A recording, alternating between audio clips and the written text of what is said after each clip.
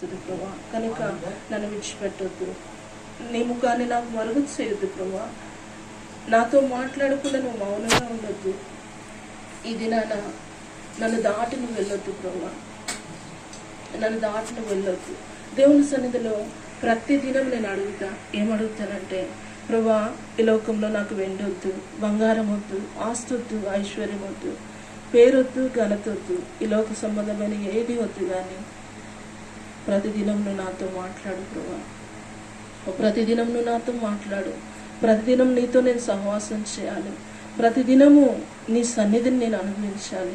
అలాగూ ప్రార్థన చేసినప్పుడు ప్రియులరా, అలాగూ నేను దేవుని సన్నిధిలో రాత్రికాలపు సమయంలో నేను లేచి ఆ రీతిగా నా జీవితాన్ని నేను సరిచేసుకొని దేవునికి అప్పగించుకొని ఆ సమయంలో కన్నీటితో నేను చేసిన అనేకమైన ప్రార్థనలకు ప్రభు జవాబిస్తూ వచ్చినాడు. నిజంగా రక్షించిన దినం నుంచి నేటి వరకు ఆత్మీయ యాత్రలో ప్రియులరా, మా నాన్నగారికి ఇంకా రక్షణ లేదు. మా అమ్మ ఒక సామాన్యమైన విశ్వాసి. నిజంగా నేను అడుగుతా, నా తల్లిదండ్రులు సేవకులు కాదు కదా, నా తోబుట్టువులు ఆత్మీయులు కాదు కదా, నా కుటుంబం కానీ నా బంధువులు కానీ ఎవరు కూడా నన్ను ఆత్మీయంగా బలపరిచే స్థితిలో లేరు. నన్ను ఎవరు కూడా సేవలో కానీ ఆత్మీయ జీవితంలో కానీ వెనుదట్టి ప్రోత్సాహపరిచేవారు లేరు కదా ప్రభా. ఇలాంటి ప్రతికూలమైన పరిస్థితుల్లో, ఇలాంటి ప్రతికూలమైనటువంటి వాతావరణంలో, ఒంటరి పోరాటంలో ప్రభా నువ్వు నాకు సహాయం చేయి, నువ్వు నా చేయి విడిచిపెట్టవద్దు అని చెప్పి ప్రతిదినము అలాగ ప్రార్థన చేస్తూ వస్తా. ఆ ప్రార్థన, ఆ కన్నీరు నిజంగా రాత్రికాలపు సమయంలో ప్రభు నన్ను దర్శించినప్పుడు నేను ప్రభుకు అప్పగించుకున్న విధానము, ప్రభు సన్నిధిలో కన్నీటితో నేను చేసిన ప్రార్థన, నేను చేసిన విజ్ఞాపన ఈ దినం వరకు సేవలో నిలవబెడుతూ వచ్చింది. నా వ్యక్తిగత జీవితంలో, నా కుటుంబంలో, అనారోగ్య పరిస్థితుల్లో, ప్రతి పరిస్థితిలో కూడా ప్రభు నాకు నేర్పించింది ఒకటే, అదేంటంటే ప్రార్థన, కన్నీటి ప్రార్థన. ఏ పరిస్థితి అన్నా కానీ మౌనంగా దేవుని సన్నిధికి వెళ్ళిపోయి దేవుడు నా హృదయంలో ఉన్న భారాన్ని తొలగించేంత వరకు, నా హృదయంలో ఉన్నటువంటి ప్రశ్నకు, నా హృదయంలో ఉన్నటువంటి అసమాధానము తొలగించబడేంత వరకు, నా హృదయంలో ఉన్నటువంటి సందేహాలకు, ప్రశ్నలకు ప్రభు తన వాక్యం ద్వారా సమాధానం ఇచ్చేంత వరకు, అదెంత సమయమైనా సరే దేవుని సన్నిధిలో కన్నీరు గార్చి ప్రార్థన చేసేటటువంటి కృపను దేవుడిస్తూ వచ్చినాడు. కనుక హిజ్కియా కూడా దేవుని వైపు తిరిగినాడు. దేవుని సన్నిధిలో మోకరించి దేవుని వైపు గోడ వైపు తిరిగి కన్నీళ్లు విడిచి ప్రార్థన చేసినాడు. హిజ్కియా మోకరించినట్లు లేదు, కానీ మన జీవితాల్లో మనకు అవకాశం ఉన్నది. మనం ప్రతి విషయంలో, అది ఏదైనా కానీ ఈ ఆత్మీయ విషయంలో, ఒకవేళ ఈ నూతన సంవత్సరంలో ఇంతవరకు ప్రార్థనా జీవితాన్ని నిర్లక్ష్యం చేసినావేమో, దేవునితో సహవాసాన్ని నిర్లక్ష్యం చేసినావేమో, లేకపోతే ఏముందులే నాకు తెలిసిన ప్రార్థనే కదా, ఏముందులే నాకు తెలిసిన వాక్యమే కదా అని నిర్లక్ష్యంగా అజాగ్రత్తగా ఉంటున్నావేమో, ఇది నాన్న దేవుడు హిజ్కియా ద్వారా మాట్లాడుతూ వచ్చినాడు. ఆ రీతిగా దేవుని వైపు తిరిగి, దేవుని ఆశ్రయించి గోడతోటి తిరిగి కన్నీరు విడిచి ప్రార్థన చేసినప్పుడు దేవుడు ఏం సమాధానం ఇచ్చినాడు కింద వచనంలో చూద్దాం రండి. దేవుని వాక్యంలో నుండి యెషయా గ్రంథము 38వ అధ్యాయము కింద వచ్చినాడు.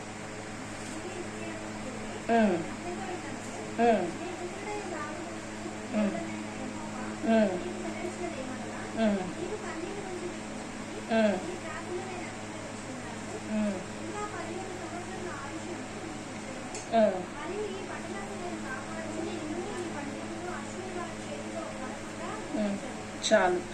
వెంటనే ఏ యెషయా ద్వారా వర్తమానం పంపించాడో, ఈయన కన్నీళ్లు విడిచి ప్రార్థన చేసిన వెంటనే మరలా యెషయాతో మాట్లాడుతున్నాడు. నువ్వు వెనక్కి వెళ్ళి అతనికి వర్తమానం చెప్పు, అతడు కన్నీళ్లు విడిచి ప్రార్థించుట, నీవు కన్నీళ్లు విడిచి ప్రార్థించుట నేను సూచితిని. ఎంతకాలం పొడిగించినాడంట? 1 సంవత్సరం కాదు, 2 సంవత్సరాలు కాదు.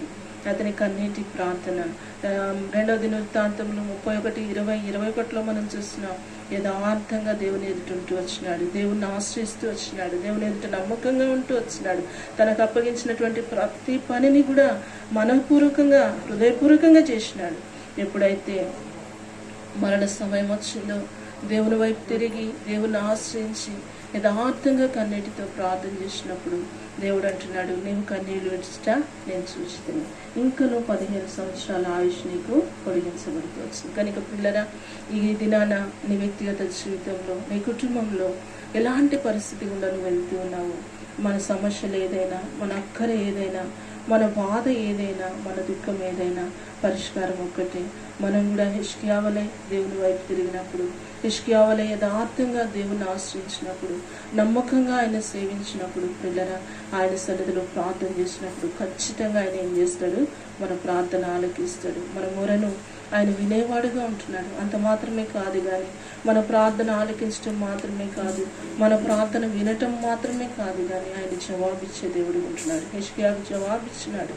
15 సంవత్సరాల ఆయుష్కాలము పొడిగించబడుతూ వచ్చింది. కనుక నీ జీవితంలో, నా జీవితంలో మన దేవుణ్ణి ఆశ్రయించినప్పుడు దేవుడు ఖచ్చితంగా మనకు సమాధానం ఇస్తాడు.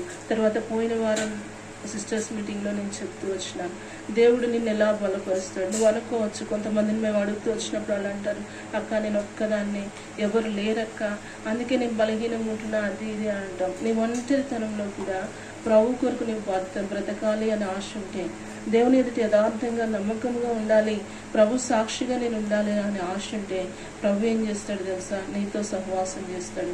ప్రభు నీతో మాట్లాడతాడు, నీతో ముచ్చటిస్తాడు. పోయిన వారం నేను చెప్తూ వచ్చిన, మనం ప్రార్థనా జీవితాన్ని కాపాడుకుంటే ప్రభు ఎలాగూ మనతో ఉంటాడు అంటే పిల్లరా, ఎలాంటి స్నేహితుడిగా ఉంటాడు అంటే, ఈ లోకంలో ఎవరన్నా మనకు స్నేహితులు ఉంటే, మనం బెస్ట్ ఫ్రెండ్ ఎవరన్నా ఉంటే అతనితో మాట్లాడకుండా, వాళ్ళతో మాట్లాడకుండా మనం ఉండం కదా. మన హృదయంలో ఉన్నదంతా కూడా వాళ్ళతో ఏం చేసుకుంటాం? షేర్ చేసుకుంటాం. వాళ్ళు కూడా వాళ్ళ హృదయంలో ఏది దాచుకోకుండా మనతో షేర్ చేసుకుంటారు. నేను దేవునితో అలాంటి ప్రార్థన జీవితంలోనికి వెళ్ళినప్పుడు, దేవునితో అలాంటి సహవాసంలోనికి వెళ్ళినప్పుడు ఎలాంటి అనుభవాన్ని ప్రభు మనకి ఇస్తాడు అంటే, అది నా వ్యక్తిగత జీవితంలో చాలా సందర్భాల్లో నేను చూస్తూ వచ్చిన. ఏంటి అంటే పిల్లరా, మన జీవితంలో జరగబోయే పరిస్థితులు, తర్వాత మనం ఏదైనా అనారోగ్యంగా ఉన్నప్పుడు దాని నుంచి ఎలా విడిపించబోతున్నాడో, దాని నుంచి ఎలా తప్పించబోతున్నాడో కూడా ప్రభు ఏం చేస్తాడు? మనతో మాట్లాడతాడు కదా. పోయినసారి నేను చెప్తూ వచ్చిన, నా జీవితంలో కూడా ఒకరోజు సడన్గా నేను రాత్రికాలపు సమయంలో ప్రార్థన చేసుకొని పడుకున్న తర్వాత, ఆ రాత్రి 2-3 గంటలు నేను ప్రార్థనలో గడిపిన తర్వాత రాత్రి పడుకొని నిద్రపోతూ ఉంటే ఒక కళ వచ్చింది. ఆ కళలో సడన్గా నేను ఏం చూస్తున్నానంటే, హెబ్రోన్ కాంపౌండ్ చూస్తున్నా, 2 హెబ్రోన్ సిస్టర్స్ కూర్చొని ఉన్నారు. నేను వాళ్ళ పక్క దాటిపోతున్నా, వాళ్ళు మాట్లాడుకుంటున్నారు. కూర్చున్న ఒక సిస్టర్తో ఇంకో సిస్టర్ చెప్తా ఉంది. ఏమని చెప్తా ఉందంటే, ఈమెకు గర్భసంచి లేదు.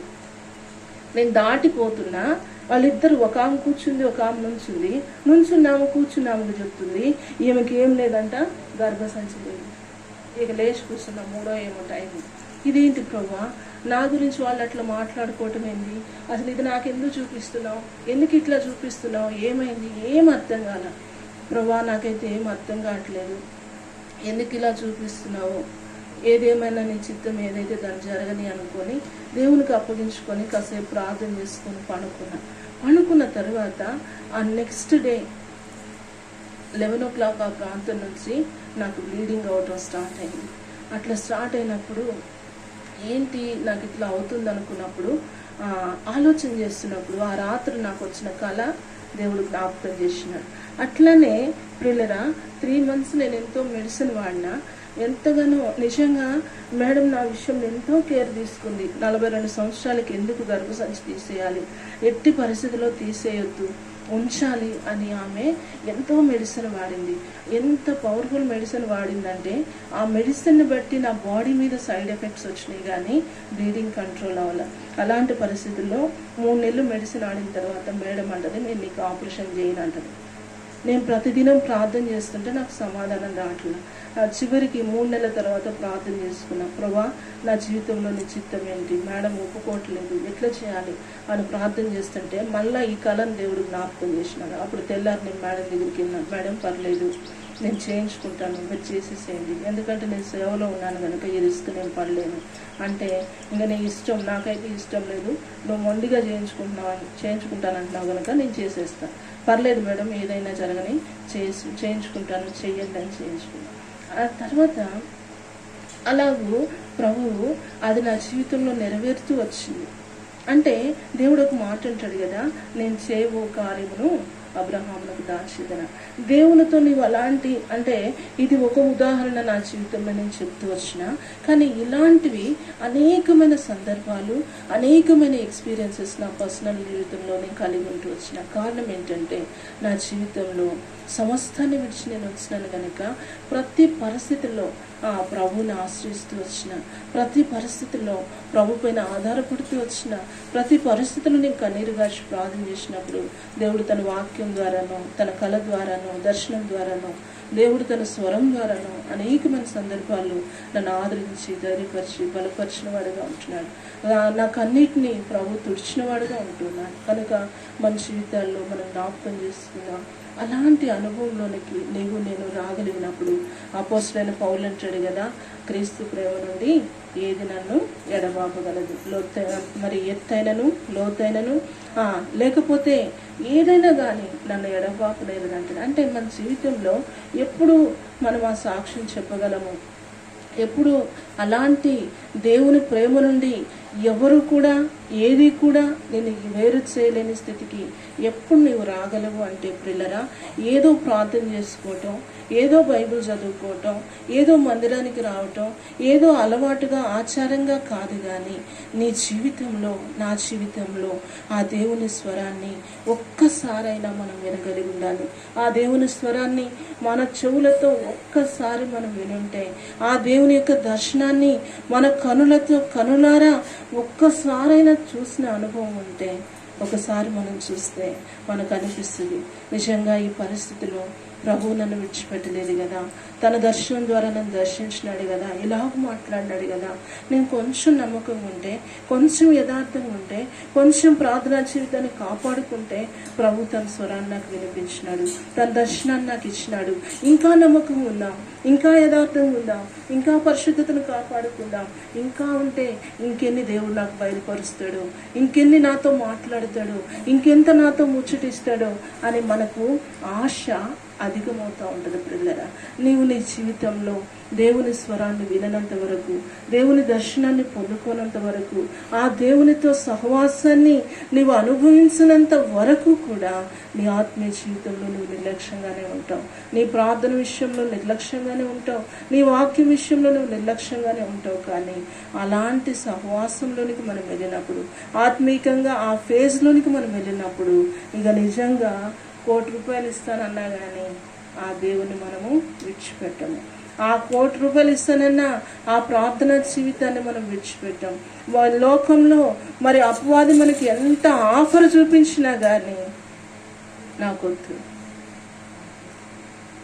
ఏమీ లేకపోయినా నేను ప్రభు బిడ్డగా బ్రతికితే చాలు. ఒక దైవజనుడు అంటాడు, ఏమంటాడు తెలుసా, నాకు ఆ మాట నన్ను చాలా ఆత్మీకంగా ప్రోత్సాహపరిచింది. అంటాడు, నువ్వేమీ చేయలేకపోయినా, నీకు జ్ఞానం లేదా, నీకు చదువు లేదా, నీకు తెలివి లేదా, నీకు తలాంతులు లేవా, నీకు ఏమీ లేవు, ఏమీ చేతగాని అసమర్థుని అనుకుంటున్నావా, అయినా పర్వాలేదు, ప్రభువు నిన్ను ఏ స్థానంలో ఉంచుతాడో, ఏ ప్రాంతానికి తీసుకెళ్తాడో, ఏ స్థలంలో ఉంచాలనుకుంటాడో ఆ ప్రాంతానికి వెళ్ళు, ఆ స్థలానికి వెళ్ళు, ఆ స్థలంలో మంచిగా కూర్చొని, మంచిగా తిని, మంచిగా బ్రతికి చచ్చిపో. దేవుని గుర్తెరిగినావు కదా, నువ్వేం చేయొద్దు, సువార్త ప్రకటించొద్దు, వాక్యం చెప్పొద్దు, ఏం చేయొద్దు. దేవుని ఎదుట, దేవుడు నిన్నుంచినటువంటి స్థలంలో, నిన్నుంచినటువంటి ప్రాంతంలో దేవుని ఎదుట యథార్థంగా నమ్మకంగా బ్రతికి నీ పరిశుద్ధతను కాపాడుకొని 3 పూట్ల మంచిగా తిని ఆ స్థలంలో చచ్చిపో. నువ్వు చచ్చిపోతే నీవు చనిపోయిన స్థలంలో నుండి దేవుడు ఇంకొకరిని లేపుతాడు. ఆ మాట నన్ను చాలా ప్రేరేపించింది. దేన్ని ఆధారం చేసుకుని ఈ మాట దేవుడు చెప్పినాడంటే, వాక్యంలో మనం చూసుకున్నట్లయితే యోసేపు ఎక్కడ చనిపోయాడు, ఐగుప్తులో చనిపోయాడు కదా. ఐగుప్తులో నీతిమంతుడైన యోసేపు చనిపోతేనంట, అక్కడ నుంచి మళ్ళీ ఐగుప్తులో నుంచి ఎవరు లేపాడు, మోషేని లేపాడు కదా. మోషే ఎక్కడ చనిపోయాడు, ఎక్కడ మోషే ఎక్కడ అరణ్యంలో చనిపోయాడు కదా. యోసేపు, నీతిమంతుడైన యోసేపు ఐగుప్తులో చనిపోతే ఐగుప్తులో నుండి ఎవరిని లేపాడు, మోషేని లేపాడు. మోషే అరణ్యంలో చనిపోతే అక్కడి నుంచి ఎవరిని లేపాడు తెలుసా, మరి మోయాబు లాంటి భయంకరమైన స్థలంలో నుంచి ఎవరు లేపాడు? మోయాబు నుంచి ఎవరు లేపాడు? రూతు లేచింది కదా. అంటే మన పరిశుద్ధుల యొక్క మరణం కూడా అంట ఇతరులకు ఆశీర్వాదం అంట.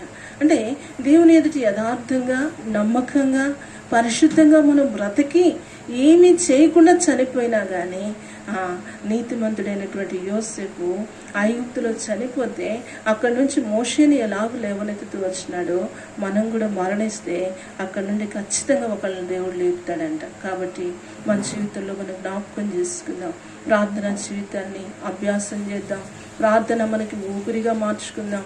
మనం కూడా మన వ్యక్తిగత జీవితంలో, మన కుటుంబ జీవితాల్లో మరి ఒకవేళ నెలల తరబడి, సంవత్సరాల తరబడి మనం ప్రార్థన చేసినా మన ప్రార్థనకు జవాబు రాలేదు అంటే హిజ్కియా వలె యథార్థత లేదేమో, హిజ్కియా వలె దేవుని కన్న దృష్టిలో నమ్మకత్వాన్ని కోల్పోయినామా, యథార్థతను కోల్పోయినామా, లేకపోతే దేవునికి అప్పగించినటువంటి పని విషయంలో మరి హృదయపూర్వకంగా చేయటం లేదేమో, సణుగుతా గొణుగుతా చేస్తున్నావేమో, లేకపోతే నీ జీవితంలో అపవాది ఏదో ప్రతికూలత తీసుకొచ్చిందని, వాళ్ళేదో వీళ్ళేదో అన్నారని దేవుని మందిరంలో పరిచర్య మానేసినవేమో, లేకపోతే ఇంకా నీలో ఏ బలహీనత ఉందో దేవుని వాక్యము మనకి అర్థంగా ఉంటుండగా, దేవుని వాక్యం ద్వారా ప్రభువు మనతో మాట్లాడుతుండగా, అయ్యా నా ప్రార్థనకు జవాబు ఎందుకు రావట్లేదు, నేను ఎంతగా ప్రార్థన చేసినా ఎందుకు జవాబు రావట్లేదు, ఆ రీతిగా మనం ప్రభు సన్నిధిలో అడిగితే మన బలహీనతను ప్రభు చూపిస్తాడు. అందుకనే పోయిన వారం చూపిస్తూ వచ్చిన యెషయా గ్రంథం 59లో అంటాడు కదా, ఏమంటాడు? రక్షింపనేరకున్నట్లు ఆయన చెవులు ఏం కాలేదంట, ఆయన హస్తము పురుచు కాలేదు, ఆయన చెవులు మందము కాలేదు. కానీ అయితే మన దోషాలు, మన పాపాలు ఆయనకి మనకి మధ్య ఎలా అట్టుగా వచ్చినాయి. కనుక పిల్లరా, నీ ప్రార్థనకు జవాబు రావాలంటే, నిశ్చయముగా దేవుడు నీ ప్రార్థన ఆలకించి నీకు ఉత్తరం ఇవ్వాలి అంటే, దేవుడు నిన్ను ఆశీర్వదించాలంటే, నీవు ఆశించినటువంటి జవాబు దేవుని యొద్ద నుండి పొందుకోవాలంటే, ప్రతి దినము ఆయనకి నీకు మధ్య ఉన్న ఆ దోషాలు, పాపాలు, అడ్డుగొండలు తొలగించుకొని దేవునితో సమాధాన పడిన వారమై మనం ప్రార్థన చేస్తే దేవుడు ఏం చేస్తాడు? ఖచ్చితంగా ప్రార్థనకు జవాబిస్తాడు. యోహాను సువార్త 15వ అధ్యాయంలో అంటాడు కదా, ఏమంటాడు? నా యందు మీరును, మనము ఎప్పుడు కూడా ఒకటే అంటాం, మత్తయి 7:7లోనే ఆగిపోతున్నాం. అడుగుడి మీకు ఇవ్వను, వెదకుడి మీకు దొరుకును, తట్టుడి తీయబడినాడు కనుక నేను ఇట్లే ఉండి అడుగుతా ప్రభా, నేను ఇట్లే ఉండి వెతుకుతా ప్రభా, నాకు సమాధానం కావాలి. కానీ మనం ఏం చేయాలంటే, మనం ఉన్న స్థితిలో ఉండి అడగటం కాదు, కానీ యోహాను సువార్త 15వ అధ్యాయంలో రాయబడినట్లుగా నా యందు మీరును, మీ యందు నా మాటలను నిలిచిండినెడల మీకు ఏది ఇష్టమో అడుగుడి, అది నేను అనుగ్రహిస్తాను. అంటే మనం ఎవరిలో నిలిచి ఉండాలి? ప్రభువులో నిలిచి ఉండాలి. మనలో ఏం నిలిచి ఉండాలి? ఆయన మాటలు నిలిచి ఉండాలి. మనము దేవుల్లో నిలిచి ఉన్నాము, ఆయన మాటలు మనలో నిలిచి ఉన్నాయి. ఆది యందు వాక్యం ఉండెను, వాక్యం దేవుని యొద్ద ఉండెను, వాక్యమే దేవుడై ఉన్నాడు. మనలో ఆయన మాటలు నిలిచి ఉన్నాయంటే ఆయన మనలో నిలిచిన్నాడు. మనలో ఆయన నిలిచిన్నామంటే ఆయనతో మనం ఏమవుతున్నాం? ఐక్యపరచబడుతున్నాం.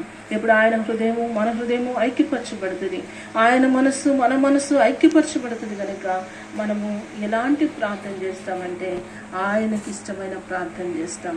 ఆయన హృదయ ఆలోచన నెరిగి, ఆయన హృదయ భారము నెరిగి, ఆయన తలంపులు నెరిగి మనం ప్రార్థన చేస్తాం. కనుక అట్టి ప్రార్థనకు ఖచ్చితంగా ఏమొస్తుంది? జవాబు వస్తుంది. కనుక మన జీవితంలో అలాంటి ప్రార్థన జీవితం కలిగి ఉండాలని ప్రభు ఆశపడుతున్నాడు. కనుక ఇక నుంచి మన జీవితంలో ఆయనకి మనకి మధ్య ఉన్న మన పాపాలు, మన దోషాలు తొలగించుకుందాం. ప్రభా, నీ రక్తంలో నా పాపాలు కడుగు ప్రభా. మన పాపాలేంటో మన మనస్సాక్షికి తెలుసు, మన పాపాలేంటో మనకు తెలుసు. కీర్తన గ్రంథంలో అంటాడు కదా, ప్రభు సన్నిధిలో మనం అడిగితేనంట ఆయన ఏం చేస్తాడంట? మన పాపములన్నింటినీ మన కనుల ఎదుట వరుసగా ఉంచుతాడంట. కనుక అడుగుదాం, ప్రభా నా జీవితంలో నా ప్రార్థన నీ చెవికి వినబడకుండా, నీ యొద్ద నుండి నాకు సమాధానం రాకుండా, నీకును నాకును మధ్యలో ఉన్న ఆటంకాన్ని నాకు చూపించు ప్రభా. నా పాపాలు నీ రక్తంలో కడుగు, నా దోషములు నీ రక్తంలో కడుగు, నా జీవితంలో ఉన్న ఆటంకాలు, అడ్డుగొండలు నీ స్వహస్తంతో తొలగించు ప్రభా. నా ప్రార్థనను ఆలోచించి నాకు జవాబు ఈ ప్రభా అని ప్రార్థన చేస్తే దేవుడు ఏం చేస్తాడు? ఆటంకాలు తొలగిస్తాడు, అడ్డుబండలు దొర్లిస్తాడు, పాపాలు క్షమిస్తాడు, దోషాలను క్షమిస్తాడు. ఖచ్చితంగా మన ప్రార్థనకు జవాబు అనుగ్రహిస్తాడు. హిజ్కియాకు 15 సంవత్సరాల ఆయుష్నిచ్చిన దేవుడు ఈ దినాన నీ అక్కర ఏదైనా, నీ అవసరం ఏదైనా హిజ్కియా వలె యథార్థంగా ప్రార్థన చేయటం నేర్చుకుందాం. హిజ్కియా వలె దేవుని దృష్టికి అనుకూలంగా ఉండటం నేర్చుకుందాం. హిజ్కియా వలె దేవుణ్ణి ఆశ్రయించడం నేర్చుకుందాం. ప్రభు మనకిచ్చిన ప్రతి పనిలో యథార్థంగాను మనఃపూర్వకంగాను చేద్దాం. అలాంటి ప్రార్థన మనం కూడా చేసినప్పుడు ఖచ్చితంగా మన ప్రార్థనకు దేవుడు జవాబిచ్చేవాడుగా ఉంటున్నాడు. కొంత సమయం ప్రార్థనలో గడుపుదాం. మోకరించండి. కొంత సమయం ప్రార్థనలో గడుపుదాం. ప్రార్థన.